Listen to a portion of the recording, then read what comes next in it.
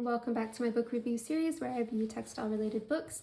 If you're new here, my name is Chelsea. I'm a textile conservator, appraiser, embroiderer, and lace maker, and I love to collect textile books.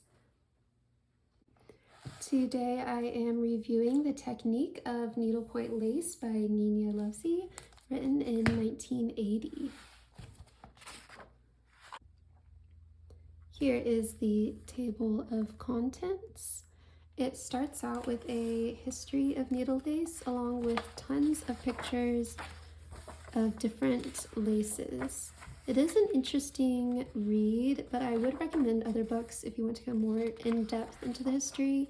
The brief history she wrote was not my favorite. It then moves on to describe how to draw different elements in needle lace so that you can design your own, which I haven't seen in a needle lace book before, so I thought it was a really nice touch.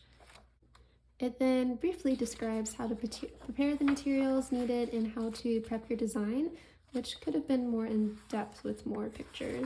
That's kind of all it is. It then goes on to describe some buttonhole stitch variations. It does not start with the basic buttonhole stitch, which is a little strange, definitely, especially because the buttonhole stitch used in needle lace is different than what you probably think a buttonhole stitch is. It then also very randomly starts to describe how to make Tenerife lace, and then it just jumps back into buttonhole stitches, which is just a little random. It does go really in depth into Limerick lace though, and there are also a lot of really easy to follow drawings and so many wonderful pictures.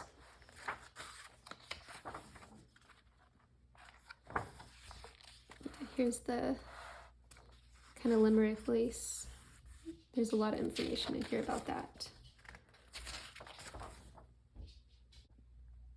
I get the feeling that the author is really knowledgeable about English needle lace history and techniques, and I feel like they should have just focused on that in the book.